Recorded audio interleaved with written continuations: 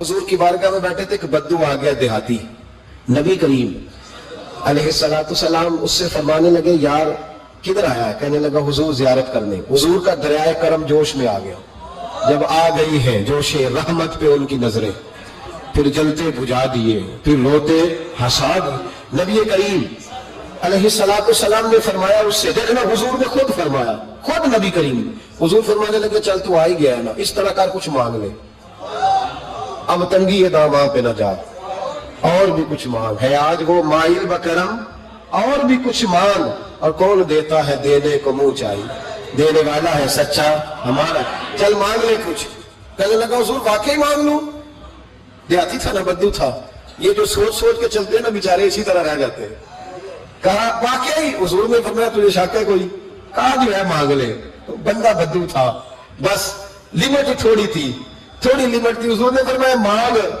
کہنے لگا حضور میں نے سفر کرنا ہے، مجھے ایک اونٹ دے دے۔ حضرت علی کہتے ہیں میں نے کہا تجھے پہ افسوس، ہمارا خیال تھا تو جنت کی ٹکٹ مانگے گا، ہمارا خیال تھا تو ماں باپ کو، تو نے اونٹ ہی مانگا ہے بس۔ حضرت علی فرماتے وہ حضرت علی کا بھی خیال ہے کہ حضور سے مانگو تو تھوڑا نہ مانگو، نبی کریم سے مانگو تو کھل کھلا کے مانگو، جب حضور سے مانگو کھل کھلا کے مانگو۔ حضرت علی شیر خدا کہتے ہیں وہ اسی پہ اڑ گیا، حضور مسکرائے گیا، حضور نے بھی کہا یار تو نے مانگا کیا ہے؟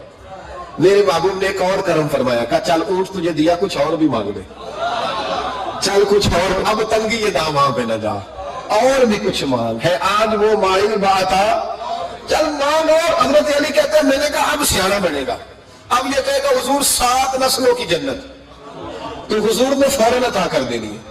اب یہ کہے گا یا رسول اللہ جتنے بیٹھے سب کے لیے اعلان کر دیں دوزخ سے آزادی کا، جتنے میری نسل میں لوگ ہیں سب کے لیے اعلان ہو جائے گا، لیکن وہ وہی کا وہی رہ گیا، وہی کا وہی، چھوٹے چھوٹے دائرے میں مانگ لے۔ کہنے لگا حضور اور بھی کچھ مانگ لوں؟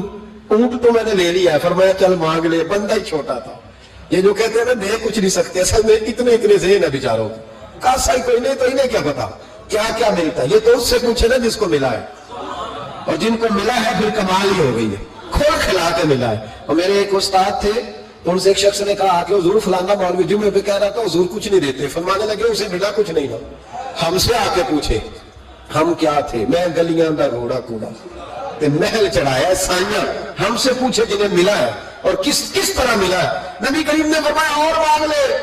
کہنے لگا واقعی دیں گے؟ فرمایا ہاں دیں گے۔ کہنے لگا جی اونٹ دے دیا تو پھر سارے سفر کا کرایہ بھی دے دے، خرچہ بھی دے دے، پیسے بھی دے دے۔ حضرت علی کہتے ہیں میں نے کہا ہو کچھ نہیں بھئی، اس کی حیثیت ہی نہیں، کدھر چلا گیا؟ اب حضور نے خود یہاں محبوب کریم نے روک کے ارشاد فرمایا، حضور مسکرائے، فرمایا جا تجھے آنے جانے کا خرچہ بھی دیا۔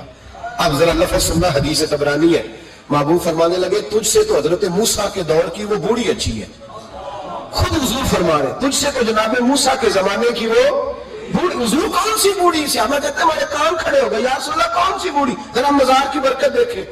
نبی کریم علیہ السلام فرمانے لگے، اللہ کریم نے حضرت موسیٰ جب ہجرت کرنے لگے تو فرمایا موسیٰ جب جاؤ نا تو سمندر کے قریب یا سمندر کے اندر یا سمندر کے کنارے، مختلف لفظ ہیں روایتوں میں، حضرت موسیٰ کا تابوت، حضرت یوسف کا تابوت بھی دفن ہے، تو وہ تابوت بھی ساتھ لے جانا۔ یہ تو اللہ نے بتا دیا پر یہ نہیں بتایا دفن کہاں ہے۔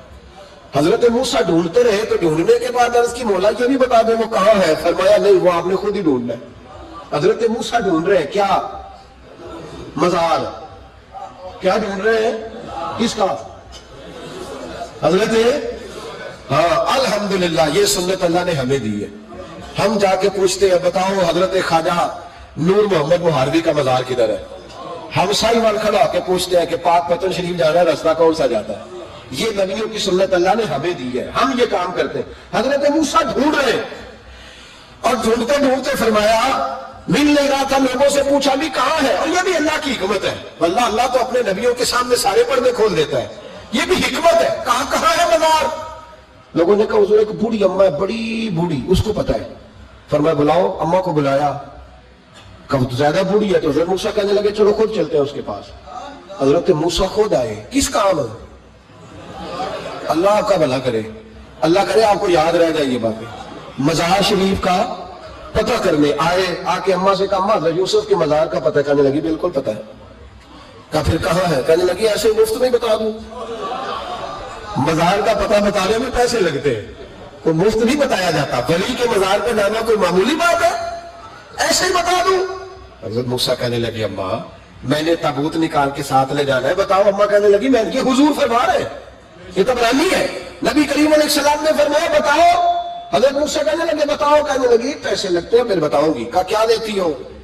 تو اماں کی سوچ, حضور کہنے لگے تجھ سے تو اماں کی سوچ ہی بڑی ہے.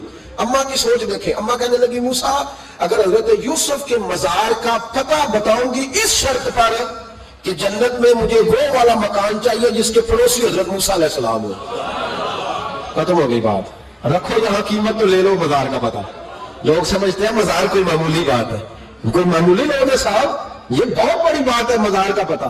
کہا اس جنت میں وہ والا مکان جس کے ہمسائے حضرت ہے, یعنی ادھر تسی ہو وہ تو ادھر ہے تے کاند ہے. ہاں پنجابی میں کاند سمجھی ہوئے. پھر پتہ بتاؤں گی. حضرت موسیٰ علیہ السلام کہنے لگے اماں تو زیادہ یہودی چلی گئی ہے, اس طرح کر جنت لے لے. یہ موسیٰ کا پڑوس نہ مانگ, جنت لے لے. حضرت موسیٰ علیہ السلام کی اس اماں سے تکرار ادب سے کہہ رہی ہے. یہ بات بھی اللہ نے اماں کے دل میں ڈالی. ادب سے کہتی نہیں پھر موسیٰ نہیں نہ اگر وہ مکان لینا جاؤ کسی اور سے پوچھ لو. نہیں بتاتی, ناز سے بات کر رہی ہے. 3-4 دفعہ جب کہا نا تو حضرت موسیٰ علیہ السلام کہنے لگے اماں جنت دے تو رہا ہوں. جب اماں ڈٹ گئی لینا ہے, میرے نبی پاک علیہ السلام نے فرمایا اللہ سے یوں نہ مانگا کرو کہ یا اللہ چاہے دے چاہے نہ دے. فرمایا کہا کرو مولا تو ہی تو ہمارا رب ہے, تو دے تو نہیں دے گا تو کدھر جائیں گے. اس سے مانگو, پیار سے مانگو, شوق سے مانگو, دل جمی سے مانگو. عرض کی حضرت موسیٰ سے تکرار کرنے لگی, ناز کرنے لگی, کہنے لگی آپ بڑے مہربان ہیں, مجھے وہی والا مکان چاہیے, وہی والا چاہیے. حضرت موسیٰ علیہ السلام اللہ کی بارگاہ میں عرض کرنے لگے مولا یہ تو ڈٹ گئی ہے, اب بتا کیا کرنا ہے. تو رب کریم نے فرمایا موسیٰ خود نہیں بول رہی, میری توفیق سے بول رہی ہے, اور میں نے بات ڈالی ہے دل میں. تو اس طرح کر, تو وعدہ کر لے میں عطا کر دوں گا. حضرت موسیٰ نے وعدہ کیا تو اماں نے ایڈریس بتایا. بتاؤ مزار کی کتنی برکت ہوئی. بیان کون کر رہا ہے؟ میرے نبی پاک. اور امام خازن نے لکھا ہے جب جناب یوسف علیہ السلام کو دفن کیا گیا نا تو دریا کے کنارے دفن کیا گیا. جس کنارے دفن کیا گیا وہاں سے پانی کی ایک چھوٹی سی نالا گزرتا تھا. کھال بنائے جاتے ہیں نا پانی کے نالے, وہ نالا گزرتا تھا. تو ان کے مزار چونکہ بنا ہوا تھا سنگ مرمر کا, تو جب گزرتا تھا تو جس طرف وہ سارا پانی چھو کے گزرتا تھا وہ علاقہ سرسبز و شاداب ہو گیا. ایک سائڈ سرسبز ہوئی تو دوسری سائڈ والے لوگ ناراض ہو گئے, کہنے لگے تمہارے اکیلے کے نبی نہیں تھے, ہمارے بھی ہیں, ہم نکالیں گے رات کو تابوت ادھر دفن کریں گے, ہمیں بھی تو سبزہ چاہیے نا. ہمارے کھیتوں کو بھی اسی دریا کا پانی لگتا ہے پر سبزہ نہیں, لیکن چونکہ حضرت سیدنا یوسف علیہ السلام کے مزار سے چو کے گزرتا ہے تو تمہیں سبزہ ملتا ہے. اب فیصلہ کیا ہوا؟ امام خازن کہتے ہیں انہوں نے کہا اس طرح کرو حضرت یوسف کو وہیں رہنے دو, تو ایک اوپر سے کھال بنا لیتے ہیں, پانی سارا ادھر سے گزرے گا, آگے جا کے 2 حصوں میں بانٹ لیں گے, آدھا ادھر چلا جائے گا آدھا ادھر چلا جائے گا. کہتے ہیں جب انہوں نے بانٹا تو سارا علاقہ ہی سرسبز و شاداب ہو گیا. اس پاکستان میں کون سا ظلم ہے جو نہیں ہوا؟ کون سا ظلم ہے جو یہاں نہیں ہوا؟ کون سا جرم ہے جو لوگوں نے نہیں کیا؟ لیکن پتہ ہے اس کے کھیت خشک نہیں ہوئے. آپ کو پتہ ہے اس وطن کی دھرتی پر سبزہ اگنا بند نہیں ہوا. آپ کو پتہ ہے یہاں سب کچھ ہوا, لیکن اس دھرتی پہ کبھی خشک سالی نہیں آئی. یہاں کبھی کھیتوں نے سبزہ اگانے سے انکار نہیں کیا, یہاں کے درخت پھل دیتے رہے. پتہ ہے کس کی برکت سے؟ داتا علی جوہری کی برکت سے. تم داتا صاحب کو بات کرتے ہو, یہ جو تیرے گھر میں پھل آتا ہے اور زمین اگاتی ہے, یہ گنج بخش علی حجویری کی برکت ہے, یہ فرید الدین گنج شکر کی برکت ہے, یہ بہاؤالدین زکریا ملتانی کی برکت ہے, یہ محدث اعظم پاکستان کی برکت ہے, یہ میاں شیر محمد شرفپوری کی برکت ہے, یہ امیر ملت پیر جماعت علی شاہ کی برکت ہے, یہ ان درویشوں کی برکت ہے کہ ان کے مزار زمین پہ بنے ہیں تو سبزہ اگتا رہتا ہے, بہاریں ہوتی رہتی ہیں, پھول. تو ان کا شکریہ ادا کرنے کی بجائے مخالفت کرنے لگ گیا, تو الٹا بھاگ کرنے لگ گیا. پڑھ دے کتاب تجھے سمجھ آئے گی تجھے مل کہاں سے رہا ہے. رب کریم تو ان کی حیا ہی بڑی کرتا ہے. ایک شخص مجھے کہنے لگے جی قبر کیا ہوتی ہے, آپ مزار پہ چلے جاتے ہیں. میں نے کہا تجھے آج تک نہیں سمجھ آئی؟ پڑھ ترمذی شریف, نبی پاک نے فرمایا قبر المومن روضۃ من ریاض الجنہ. مومن کی قبر قبر نہیں ہوتی, جنت کا ٹکڑا ہوتی ہے. ہم تو جنت کی زیارت کرنے جاتے ہیں, آج تک سمجھ نہیں آئی. اور یہ بھی یاد رکھو جس بزرگ سے تعلق ہوتا ہے وہ بزرگ اس کے ساتھ ہوتا ہے. پیر مریداں دے سر تے رہندے, او جھوٹے ہونگا, ہاں اس کا کام ہے. یہ کیا بات ہوئی کہ جس کے گن گائے ساری زندگی جس کا نام لے کے جیے, بیٹھے کہیں تھے پر اس کے تذکرے اس کے گن گاتے رہے، وہ بھول جائے؟ یہ کیسے ہو سکتا ہے؟ یہ ممکن ہے کوئی؟